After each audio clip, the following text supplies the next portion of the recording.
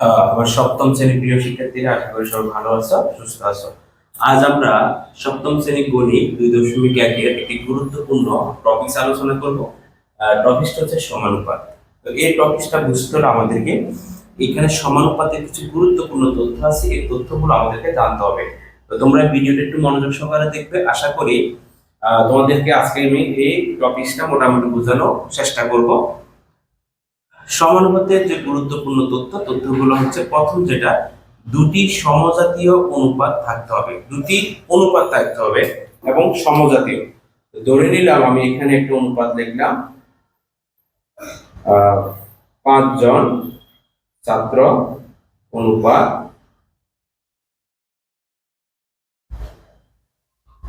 7 জন ছাত্রী সমান সমান 10 বছর অনুপাত 14 বছর। এই একটা অনুপাত, এই একটা অনুপাত। এখন দেখো দুইটা অনুপাত, এই অনুপাত হচ্ছে ছাত্র ছাত্রী মানে কি, ধরো মানুষ। এদের এককটা হচ্ছে এখানে 5 জন দ্বারা মানুষকে বোঝাচ্ছে, 7 জন দ্বারা মানুষকে বোঝানো হচ্ছে। এখানে 10 বছর, এখানে 14 বছর, মানে একদিকে বছর, এই অনুপাতের এককটা হচ্ছে বছর, আর এই অনুপাতের এককটা হচ্ছে ধরো সংখ্যা, মানে লোকের সংখ্যা। তো দুটি সমজাতীয় অনুপাত থাকতে হবে। তাহলে এটাও সমজাতীয়, কারণ সমজাতীয় মানে ছাত্রছাত্রী, এর একটা বৈশিষ্ট্য। এখানে হচ্ছে বছর। আর আমরা জানি যে অনুপাতে কখনো কোনো একক থাকে না, এই জন্য আমরা জন ছাত্র জন ছাত্রী কেটে দিলাম, থাকবে আমার কাছে 5:7। আর এখানে বছর বছর যদি আমি কেটে দিই, তাহলে আমার এখানে থাকবে 10:14। ঠিক আছে, এখন আমরা এটা পেলাম দুটি সমজাতীয় অনুপাত, এই একটা অনুপাত, এই একটা অনুপাত। 2 নম্বরে কি বলছে, সমানুপাতে 4টি রাশি মিলে সমানুপাত হয়। মানে সমানুপাত তৈরি করতে হলে, সমানুপাত জানতে হলে, সমানুপাতে মূলত 4টি পদ বা 4টি রাশি আমাদেরকে রাখতে হবে। এখন থেকে আমার 4টি রাশি বা পদ আছে কিনা। এটা হচ্ছে আমার প্রথম পদ, এটা হচ্ছে আমার দ্বিতীয় পদ, এটা হচ্ছে আমার তৃতীয় পদ, এটা হচ্ছে আমার চতুর্থ পদ। তার মানে এই যে সমানুপাত, সমান অনুপাত, সমানুপাত মানে হচ্ছে সমান অনুপাত, মানে অনুপাতকে সমান করতে হবে। আর সমানুপাত করতে হলে আমার 4টি রাশি মিলে কিন্তু সমানুপাত হয়, এটা কম বেশি হওয়া যাবে না।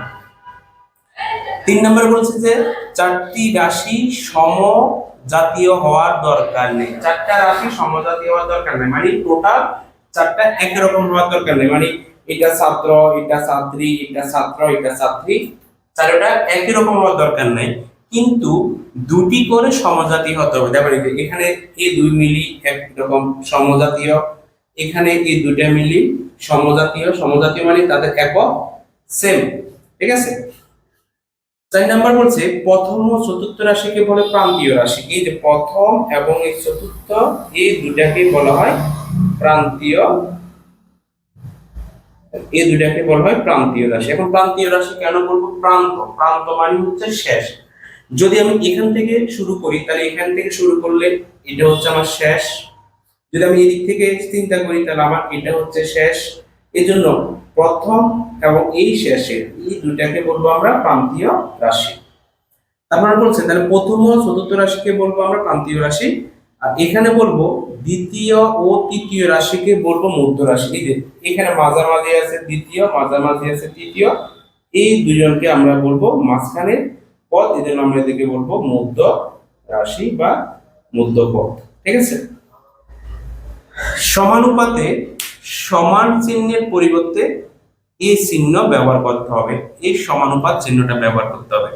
এখন আমাদের মূল টপিকস, আমরা এখানে 4টা জিনিস বুঝলাম যে সমানুপাত করতে হলে আমার 2টা অনুপাত লাগবে, এটা বাম পাশে, একটা ডান পাশে, বাম পাশে ডান পাশে, এবং অনুপাত দুটো কিন্তু সমজাতীয় থাকতে হবে। 4টি রাশি থাকতে হবে টোটাল, 1 2 3 4। ঠিক আছে, প্রথম এবং চতুর্থ রাশিকে বলবো আমরা প্রান্তীয় রাশি, দ্বিতীয় এবং তৃতীয় বলবো আমরা মধ্য রাশি। সমান চিহ্নের পরিবর্তে এটা আমরা এই পর্যন্ত বুঝতে পারলাম। কিন্তু আসলে সমানুপাত মানে হচ্ছে সমান অনুপাত। ঠিক আছে, আমি এখন তোমাদের সামনে সেম অনুপাতটা আবার লিখবো, 5:7 সমান সমান 10:14। এখন তোমাদের কাছে আমার প্রশ্ন, এখানে আছে 5:7, এখানে আছে 10:14, সমান অনুপাত। অনুপাত দুইটা কি সমান লাগে তোমার কাছে? আমার কাছে তো সমান মনে হচ্ছে না। এইদিকে আছে প্রথম 5, এদিকে আছে 10, তো সমান কিভাবে বলবো? এখন সমান হয় কিনা এটা দেখার জন্য আমাকে অনুপাত দুটাকে ভগ্নাংশ আকারে আমি আগে প্রকাশ করব, তারপর আমি লঘিষ্ঠ আকার করব। দেখো, আমি যদি এটাকে ভগ্নাংশ আকারে প্রকাশ করি তাহলে হবে কি, প্রথমটা উপরে বসবে, তারপরটা নিচে বসবে, প্রথমটা উপরে বসবে, তারপরটা নিচে বসবে। ঠিক আছে? এখানে লঘিষ্ঠ আকার বা কাটাকাটি করা যায় না, কিন্তু এখানে লঘিষ্ঠ আকার করা যায়। 5 দুগুণে 10, 2 দিয়ে সরি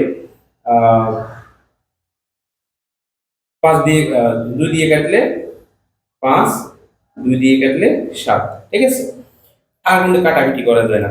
এবার এই ভগ্নাংশকে আমরা আবার অনুপাতে নিয়ে আসবো। তাহলে প্রথম হবে 5, তারপর হবে 7, এখানে প্রথম হবে 5, এখানে হবে 7।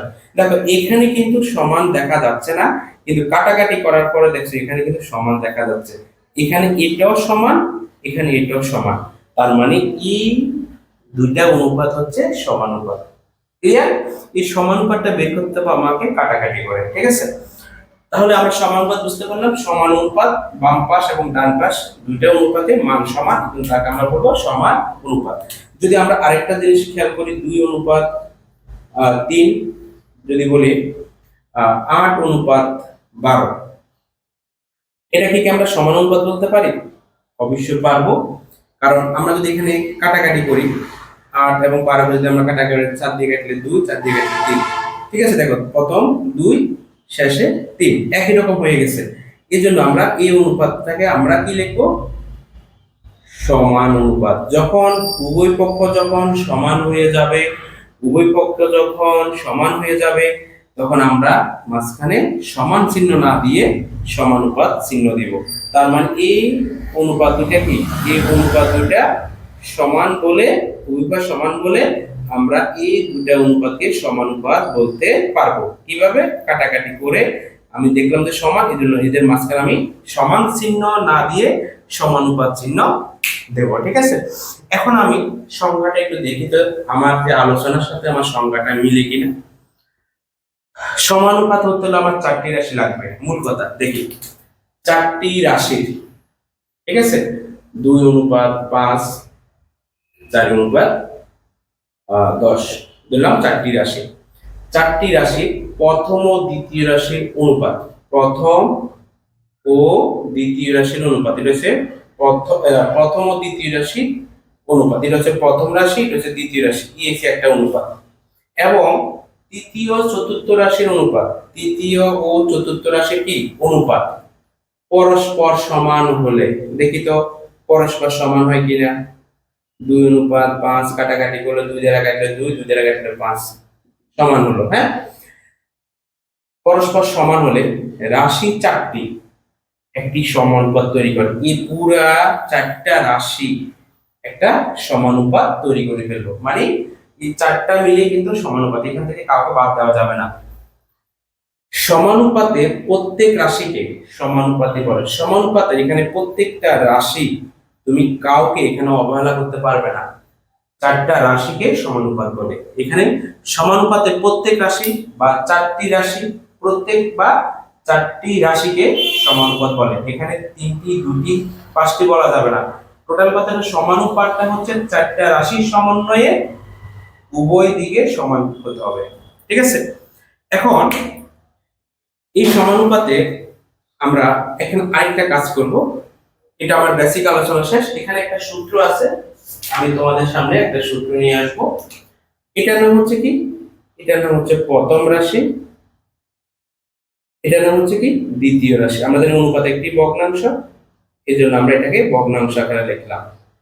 এটা হচ্ছে তৃতীয় রাশি, আর 10টা হচ্ছে চতুর্থ রাশি। ঠিক আছে? এখন আমরা কোনাকুনি গুণ করব, এইভাবে কোনাকুনি গুণ করব। তাহলে কি আসবে? প্রথম রাশি গুণ কি হবে? চতুর্থ রাশি সমান সমান, এবার এই কোনাকুনি গুণ করব দ্বিতীয় রাশি গুণ তৃতীয় রাশি। এটা হচ্ছে আমাদের সমানুপাতের একটা কি সূত্র, প্রথম গুণ চতুর্থ, দ্বিতীয় গুণ তৃতীয় রাশি।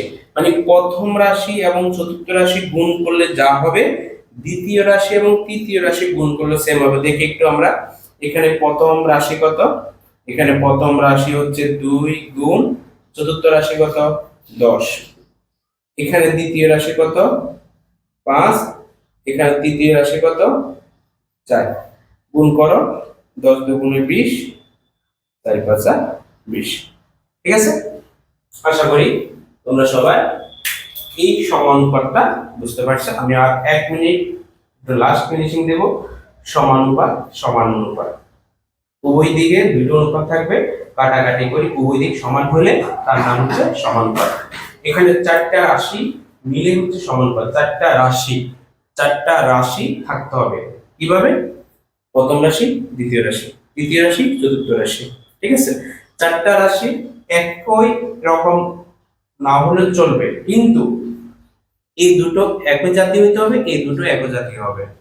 ঠিক আছে, তারপরে প্রথম এবং চতুর্থকে বলা হয় প্রান্তীয় রাশি, দ্বিতীয় এবং তৃতীয়কে বলা হয় মধ্য রাশি। অনুপাতকে আমরা ভগ্নাংশ আকারে প্রকাশ করে এখানে একটা আমরা সূত্র তৈরি করব।